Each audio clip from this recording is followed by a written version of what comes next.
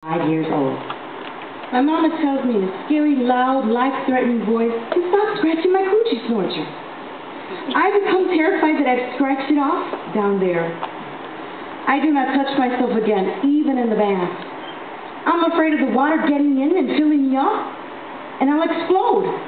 I put on Band-Aids over my coochies to cover the hole, but they fall off in the water. I imagine a stopper, a bathtub plug up there to prevent things from entering me. I sleep with 3 pairs of happy-hearted cotton underpants underneath my snap-up pajamas. I still want to touch myself sometimes, but I don't. Memory, 7 years old. Edgar Montaigne, who's 10, gets angry at me and punches me with all his might between my legs. It feels like he breaks my entire self. I limp home. I can't pee. My mama asks me what's wrong with my coochie snorcher. And I tell her that what Edgar did to me, and she yells and tells me never to let anybody touch me down there. I try to explain, he didn't touch it, Mama. He punched it. Memory, 9 years old. I play on my bed, bouncing and falling, and impale my coochie snorcher on the bedpost. I make high-pitched, screaming noises that come straight from my coochie snorcher's mouth. I get taken to the hospital and they sew it up down there from where it's been torn apart. Memory, 10 years old. I'm at my father's house and he's having a party upstairs. Everybody's drinking. I'm playing alone in the basement and trying on my new cotton white bra and panties that my father's girlfriend gave me. Suddenly my father's best friend, this big man Alfred, comes up from behind and pulls my new underpants down and sticks his big hard penis into my coochie snorcher. I scream, I kick, I try to fight him off, but he already gets in. My father's there, and then he has a gun. And then there's this loud, horrible noise. And then there's blood all over Alfred and me. Lots of blood. I'm sure my coochie snorcher is finally falling out. Alfred is paralyzed for life, and my mama doesn't let me see my father for 7 years. Memory, 13 years old. My coochie snorcher is a very bad place. A place of pain, nastiness, punching, invasion, and blood. It's a site for mishaps. It's a bad luck zone. I imagine the freeway between my legs and I'm traveling, going far away from here. Memory, 16 years old. There's this gorgeous 24-year-old woman who lives in our neighborhood, and I stare at her all the time. One day she invites me to get in her car. She asks me if I like to kiss boys, and I tell her I do not like that.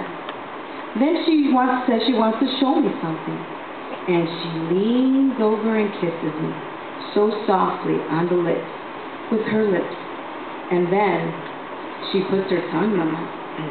Wow.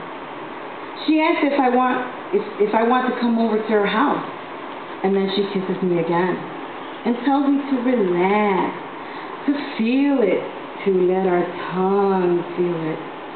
She asks my mom if I could spend the night, and my mother's delighted that such a beautiful, successful woman has taken an interest in me. I'm scared, and I can't wait. Her apartment's fantastic. She's got it hooked up. It's the 70s, the beads, the fluffy pillows, the mood lights. I decide right then and there that I want to be a secretary like her when I grow up.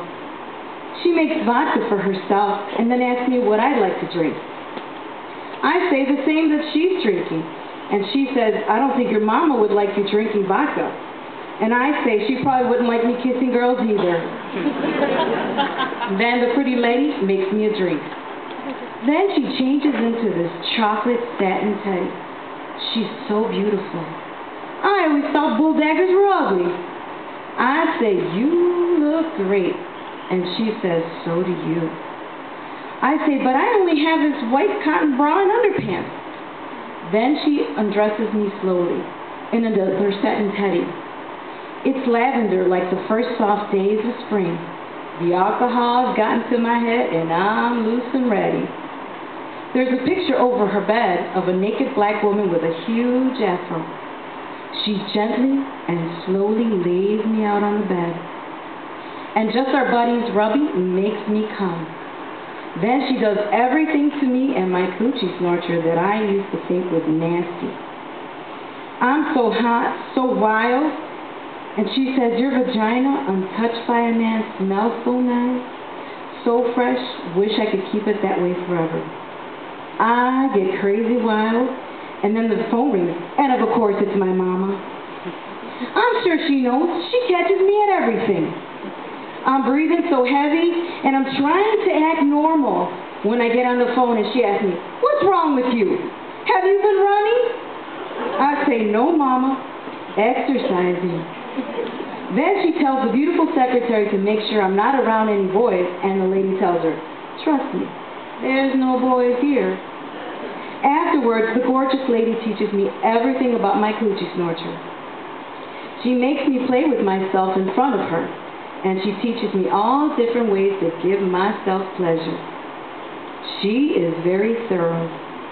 She tells me always to know how to give myself pleasure, so I'll never need to rely on a man. In the morning, I'm worried that I become butch, because I'm so in love with her.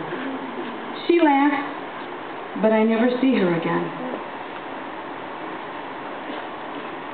I realized later she was my surprising, unexpected, and politically incorrect salvation.